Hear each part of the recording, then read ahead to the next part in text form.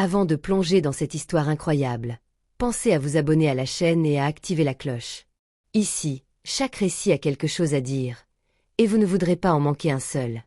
Il était juste un homme noir devant le comptoir quelques heures plus tard, il ferme la société. Par un matin d'automne, les trottoirs du centre-ville de Chicago vibraient sous les pas pressés des cols blancs.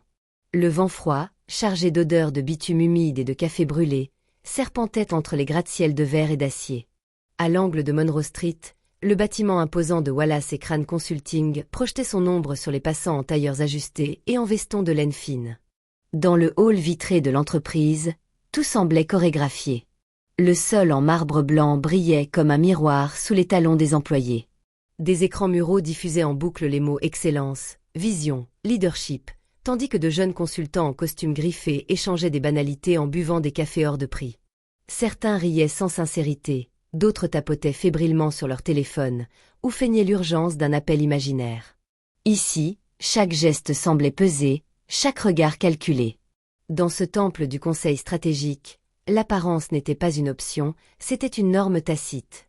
Il ne suffisait pas d'être compétent, il fallait en avoir l'allure. Il était 8h45 quand un homme franchit les portes automatiques. Il avançait d'un pas tranquille, presque trop lent pour ce lieu où tout allait trop vite. Grand, noir, environ la cinquantaine, il portait un costume sombre parfaitement repassé, sans étiquette ostentatoire, et un long manteau de laine noire qui oscillait doucement à chacun de ses pas. Ses chaussures, sobres mais cirées, révélaient une attention aux détails. Dans sa main droite, un attaché-caisse en cuir noir, sans logo. Il avait le port d'un homme qui n'avait rien à prouver, mais que l'on remettait toujours en question. Son visage portait les traces discrètes de la fatigue, rides au coin des yeux, peau légèrement froissée par les années, mais son regard, lui, était intact, droit, lucide, perçant. Il s'arrêta devant le comptoir en marbre gris, au centre du hall, où trônait Emily Carter, réceptionniste emblématique de la firme. Emily avait la posture rigide de celles qui se savent garantes du premier filtre. Son brushing impeccable et ses ongles manucurés tranchaient avec l'air désinvolte qu'elle affichait. Elle leva à peine les yeux de son téléphone, distraitement, comme si cet homme ne méritait pas plus d'attention qu'une livraison de fournitures. « Puis-je vous aider » dit-elle d'un ton sec, presque désintéressé. Il répondit avec calme. « Bonjour. J'ai rendez-vous avec le comité exécutif. Je suis ici pour rencontrer Monsieur Jenkins. » Elle haussa un sourcil. Son regard glissa de son visage à son manteau, puis à sa valise. Et enfin, sans discrétion, à la couleur de sa peau. Elle ne dit rien, mais tout était déjà dit dans cette seconde trop longue de silence. Ce genre de silence chargé, où la suspicion précède la logique. « Vous êtes sûr ?» demanda-t-elle finalement, l'air incrédule. « Vous avez une carte ? Un badge invité ? Une convocation officielle ?» Il sortit calmement un petit portefeuille en cuir et présenta une carte de visite. Emily la regarda à peine. « Désolée, mais sans validation dans notre système, je ne peux pas vous laisser passer. Et franchement, vous n'avez pas l'air de quelqu'un attendu à un rendez-vous de direction. » Il ouvrit la bouche pour expliquer, mais elle leva une main comme pour lui couper la parole. « Écoutez, monsieur, vous ne pouvez pas rester là. Les consultants doivent être validés par le département RH avant d'entrer. Et vous comprenez sûrement que pour ce genre de réunion, on attend des intervenants disons, d'un certain standing. » Le mot standing flotta un instant dans l'air comme une gifle retenue. Puis elle appuya sur un bouton discret.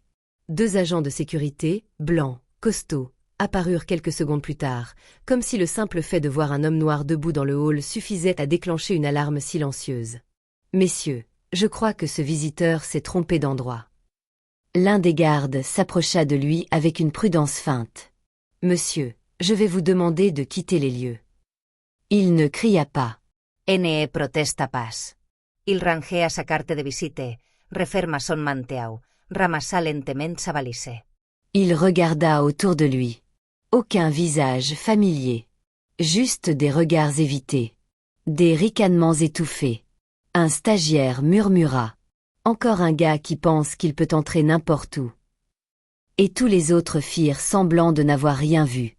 Dans ce hall où tout était façade, personne ne réalisa que l'histoire venait d'entrer, qu'elle avait été méprisée, et qu'elle reviendrait.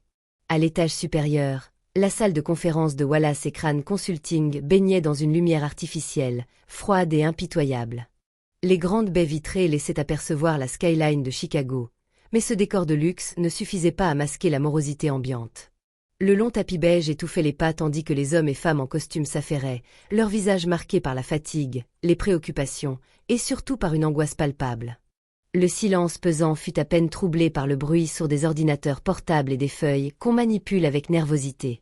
Wallace & Crane n'était plus ce fleuron incontesté du conseil stratégique. La fuite des talents, les départs non remplacés, les contrats prestigieux qui se faisaient la malle, et un climat interne délétère, tout cela avait miné les fondations de la société. La confiance s'était évaporée, remplacée par une tension omniprésente. Au bout de la table ovale, sous une lampe suspendue, se tenait Matthew Jenkins, président du comité exécutif, la mâchoire serrée, les mains moites.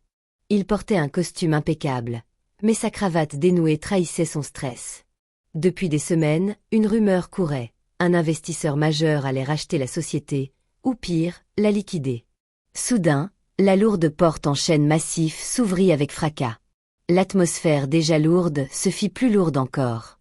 Emily Carter entra précipitamment, le visage blême, les yeux écarquillés. Il est revenu. Avec un avocat et 2 représentants du fonds Ravenhill Capital. Matthew se leva d'un bond, surpris, cherchant à comprendre. Qui est revenu? Emily, déstabilisée, bafouilla, incapable d'enchaîner. Puis la porte s'ouvrit à nouveau, et il entra. Le même homme. Le même manteau. Mais cette fois, un badge doré pendait à son revers, brillant sous les néons. Un silence glacial s'installa. Tous les regards se tournèrent vers lui. Les murmures s'éteignirent. « Bonjour » déclara-t-il avec une voix posée, assurée, sans la moindre trace d'agressivité. J.S. Wisila Ichebrox, PDG de Ravenhill Capital. Depuis 3 mois, nous avons racheté 51% des parts de Wallace & Crane. Je suis votre supérieur hiérarchique désormais. Et aujourd'hui, nous allons parler de l'avenir de cette entreprise. Le poids de ces mots tomba comme une enclume sur les épaules des présents. Matthew pâlit soudainement, comme frappé par une révélation brutale. L'homme qu'ils avaient humilié et expulsé ce matin même était désormais celui qui détenait les rênes de leur destinée. Elias s'assit calmement à l'extrémité de la table, dépliant un dossier épais et rangé avec soin. Ce matin, je suis venu sans prévenir. Sans chauffeur, sans costume 3 pièces. Je suis venu observer. Pas vos chiffres, ni vos bilans, mais votre culture. Son regard se posa longuement sur Matthew. Puis, il balaya la pièce, croisant celui des directeurs et enfin celui d'Emily, recroquevillé dans un coin, ses mains tremblantes sur ses genoux. Je n'ai pas été accueilli avec méfiance parce que j'étais inconnu. J'ai été accueilli avec méfiance parce que j'étais noir, et parce que je ne correspondais pas à l'idée préconçue que vous vous faites d'un leader. Il se leva lentement, la pièce retint son souffle. Soyens clairs. Sa voix était ferme, tranchante. Wallace & Crane ne sera pas restructurée. Elle sera dissoute. Les contrats importants seront transférés à d'autres cabinets. Mais ce siège ici, à Chicago, fermera ses portes. Cette entreprise est morte. Gangrenée par un racisme discret, quotidien, structurel. Les mots résonnaient dans la pièce, lourds de vérité, d'accusation et de déception. Je ne verserai pas un centime de plus dans une maison qui méprise ses fondations humaines. Vous avez choisi d'ignorer votre problème, de le camoufler derrière des sourires forcés et des discours vides. Je suis venu pour vous dire que cela suffit. Un silence sidéral suivit sa déclaration. Matthew baissa les yeux, incapable de répliquer. Emily se mordit la lèvre, ses yeux emplis de honte. Le vent d'automne s'engouffra un instant par la fenêtre entr'ouverte, faisant trembler les papiers éparpillés sur la table. Le verdict était tombé. Le changement radical avait commencé. Le vieux monde, celui de l'aveuglement et de la méfiance, s'effondrait. Une semaine plus tard, les gros titres des journaux nationaux ne laissaient plus aucun doute sur la portée de l'événement. Un PDG noir met fin à un cabinet élitaire après avoir été victime de profilage raciste. Dans les pages économiques de Forbes, une interview exclusive d'Elia Brox captiva l'attention. Assis dans un bureau clair et épuré, Elia parlait avec une sincérité rare, la voix posée mais empreinte d'une profonde émotion. Mon père était concierge dans un immeuble modeste, juste un de ces bâtiments anonymes que l'on croise dans les quartiers populaires de Chicago. Ma mère, elle, travaillait comme femme de ménage. J'ai grandi dans ce contexte, avec la certitude que pour avancer dans la vie, il faudrait que je travaille 2 fois plus dur que les autres. Un silence respectueux enveloppa la pièce. J'ai étudié à Harvard grâce à des bourses, en enchaînant les petits boulots, les nuits blanches, et les moments où je pensais que je ne tiendrais pas. Toute ma vie, j'ai dû prouver que j'étais digne de passer une porte, d'entrer dans une salle de réunion, de porter ce costume. Aujourd'hui, je choisis moi-même les portes que je ferme. Cette phrase résonna comme un mantra, un cri de victoire mais aussi un appel à la réflexion. Du côté de Wallace et Crane, le séisme fut profond. Emily Carter perdit son poste. Sa carrière à la réception, ponctuée de petits arrangements et de jugements hâtifs, prit fin brutalement. Matthew Jenkins, autrefois tout-puissant, fut prié de quitter l'entreprise. Sa réputation entachée, il sombra dans une discrète disgrâce. Cependant, plusieurs anciens employés, pris de honte et de remords, écrivirent à Elia. Leurs lettres étaient sincères, un mélange d'excuses, de regrets et de promesses de changement. Quelques-uns furent invités à rejoindre une autre filiale de Ravenhill Capital, mais à une condition: suivre un programme de formation intensive sur la diversité, l'inclusion et la conscience sociale. Ce fut une nouvelle étape pour eux, un apprentissage d'une culture d'entreprise enfin respectueuse des valeurs humaines. Le message qu'Elia porta au-delà de cette fermeture fut limpide, martelé à chaque occasion publique. La compétence ne se lie pas à la couleur de peau. Ceux qui jugent sur les apparences ignorent souvent à qui ils ferment la porte. Ce message traversa Chicago, bouscula les mentalités et inspira de nombreux acteurs du monde des affaires. 1 an s'était écoulé. Dans ce même quartier de Chicago, là où trônait jadis le siège moribond de Wallace et Crane, s'élevait maintenant un nouveau bâtiment. Moderne, lumineux, ouvert.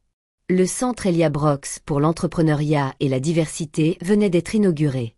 Un lieu dédié à la formation et à l'incubation des jeunes entrepreneurs issus des minorités, souvent laissés pour compte des circuits traditionnels du capital. Des ateliers, des mentors, des ressources financières, un espace où les idées pouvaient grandir, où les talents étaient encouragés et respectés.